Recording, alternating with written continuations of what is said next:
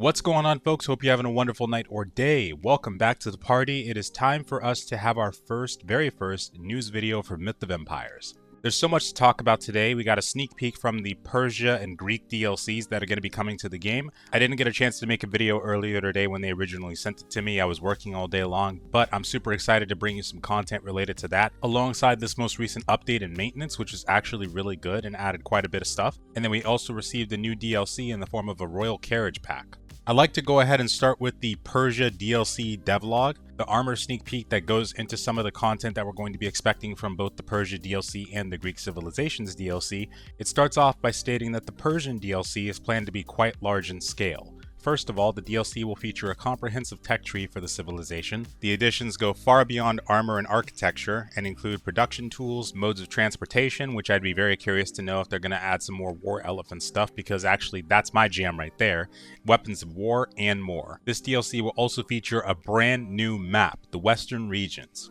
This map will feature unique landforms, environments, cultures, and more. New factions and creatures will also be added, which I believe they're talking about the NPC factions themselves, which is awesome to me. Stopping right there, I got my fingers crossed that the factions are ones that we may actually recognize: Spartans, Athenians, Myrmidons if I'm not being too hopeful, and possibly even Macedonians, but who knows, I think I might be getting a little too far ahead of myself. But they then say that the Persian Civilization DLC and the Greek Civilization DLC are being developed in parallel to one another. Today they're going to show us some new things that they've started working on.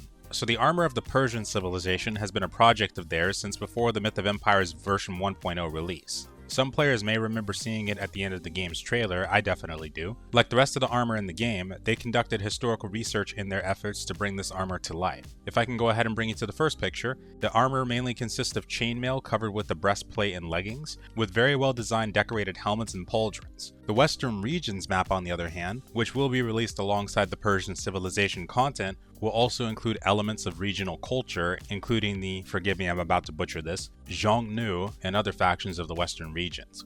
These factions will have their own unique appearances, weapons, and villages. As an example, the Western Region's militia set exhibits strong multicultural characteristics, including decorations such as well-rendered silk and cotton, while incorporating elements of various styles. The costumes and weapons of these civilizations will also make their way into the crafting tree, allowing players to make and wear them. At the same time, the armor sets of each faction are divided into different tiers representing the class difference of those factions. For example, the Xiongnu bandit set puts a premium on flexibility and mobility, using a colorful mixture of leather and chain armor to provide protection. Meanwhile, higher level bandits are equipped with more ornate helmets, bracers, and greaves. The above armor sets are just part of what they've been working on for the Persian Civilization DLC. They plan to release this DLC along with the new Western Regions map towards the end of the year, with the previously mentioned Greek Civilization DLC arriving sometime around July, thank goodness. In the meantime, let them know what you'd like to see in this DLC in the comments below or on their official Discord channel, and then they provide a link.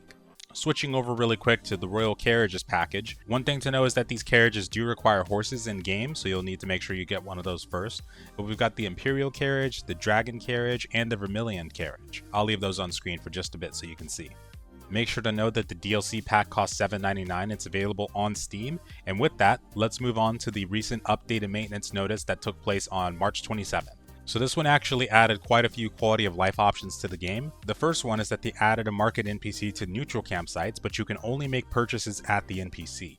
I've actually seen this already, and if you're not familiar with what this NPC is or what it does, it gives you access to the auction house, which is, I believe, spanning across your entire prefecture, or when it comes to private servers, I'm not 100% sure how that works, but you basically get access to the auction house. Kind of a double-edged sword feature, because when you're out farming NPCs and your weapon and armor durability start to run low, you can just run over to a neutral camp with the money that you've already farmed, buy what you need and get back out there. Or let's say your horse dies, you'll be able to buy one from the market if it allows you to do that, which it should, or an NPC even, that way you don't have to go all the way back to base. How it can kind of be abused though is, let's say you're raiding someone and they happen to live next to a neutral camp, which I don't know why you would do that anyway. They can't like buy siege equipment and stuff like that, but they could buy like meteoric weapons, maybe polish them up, and then use those to continually break into your base. I'm not 100% sure if polish is available on the market, but even with regular meteoric, if your base is only like stone or something like that, they could probably just use that. And then you can buy certain siege equipment, like you can buy war elephant siege equipment, rhino siege equipment, so they could buy like the tank itself, the armor, the battering rams, and just go bash your door down basically. And then the second thing, which is actually really nice, is a mount trough, which allows you to put food inside of it and it will maintain the fullness of mounts within its radius. Not sure what exactly the radius is, I haven't had a chance to test that yet, but it will be extremely useful, especially when we do decide to make ourselves some park garages for rhinos and elephants so that we don't have to keep putting them back into the stable every time. Because when you put equipment on like the platforms that I was talking about, the elephant and rhino platforms, if it's like a ballista or a flamethrower or one of the side battery rams or sights, you actually can't put them back into the stable at the moment until you either break those pieces off, which doesn't let you just pick them up and remove it, or yeah, you basically have to break it off, which only gives you half materials back, and then you have to spend all the time crafting it again because siege equipment and stuff like that does take quite a bit of time to craft. Third thing is they added an event notice for county battles, prefecture battles, fortress battles, fair battlefields, which is the jousting, and the plunder events. Been seeing this event countdown on the right sides of the screens. It's actually been extremely useful. One thing I didn't really know before this update is the jousting seems to take place like every day instead of just on the weekends. So that's actually really cool now, good change there. They added more descriptions for the plunder event. They added a guild depot retrieve log. You can press E to check it. So if anybody takes something from your guild log, you can now know it. They added English voiceovers for DLC. You can enable it in the language options, but by default, when you install the update, I believe it enables automatically, at least it did for most of our guild. Now you can also set 2 different hotkeys for a function in the key binding settings. Added proficiency quick conversion function for reserve proficiencies, which means you can consume gold tokens to change your reserve proficiencies to actual proficiencies. Let me preface this because this one's controversial. A lot of people don't like this, myself. I don't really care for it included. Basically what it does is anytime you get reserve proficiency for a skill by idle training in the main menu, basically you leave your game on and you choose which skills you want to train up in the meantime, that will get converted into like rested XP from an MMORPG, but based towards that specific skill. So if you spend all night long idle training in the main menu for two-handed, the next time that you train two-handed, you're going to have some bonus XP that goes towards that as well. What this does is essentially it lets you spend cash shop currency to go ahead and take that idle proficiency training and then convert it right over into, instead of it just being bonus XP, you basically just convert it to real XP towards that proficiency skill. So it's more like a time skip. It doesn't give you more than you had or anything like that. But part of the reason people don't like this and some of the previous gold token stuff they've been adding is because it seemed like they were going down a deep road of the game being pay to win, or more like pay to skip, for example. So they added a retainer gift box to the gold token shop, which includes 1 retainer, which you can craft like by itself whenever you want to, as long as you get to that specific crafting level. And then it basically allows you to turn your NPCs, like your regular ones, into retainers, which are more like a cosmetic thing, potentially crafting thing. Like they can possibly be on benches for you. I haven't used it before, but maybe they can possibly be on benches for you, stuff like that, but they can never go into combat again, and they no longer take up one of your NPC slots.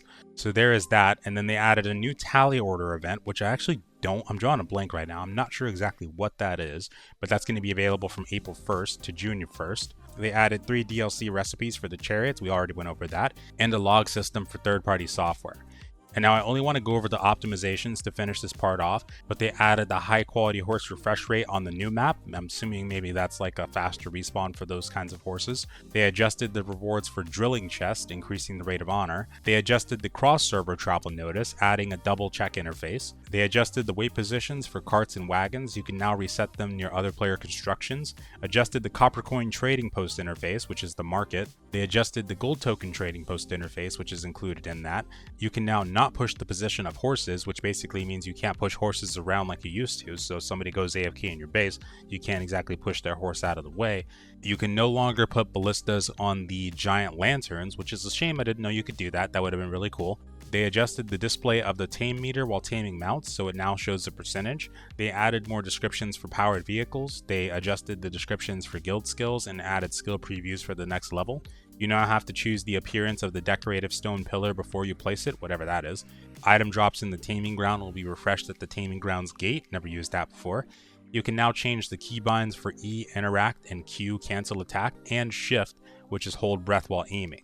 Adjusted the display for resource collection points on the map, which basically like granaries, minefields, lumber camps, that sort of thing. Adjusted the recovery effect icon for the two-handed talent skill kill streak recovery. optimize the descriptions for county battles in the event interface, reduce the overall refresh rate for sea turtles, crabs, beavers, and otters, and enhance the cheats and hack detection systems in the game. So far, that's going to be all for now. I really appreciate you all watching, and I cannot wait for the Persian and Greek civilization DLCs. Please let me know what you thought about them in the comments below. I hope you have a wonderful night or day, and thank you so much for watching. Peace out.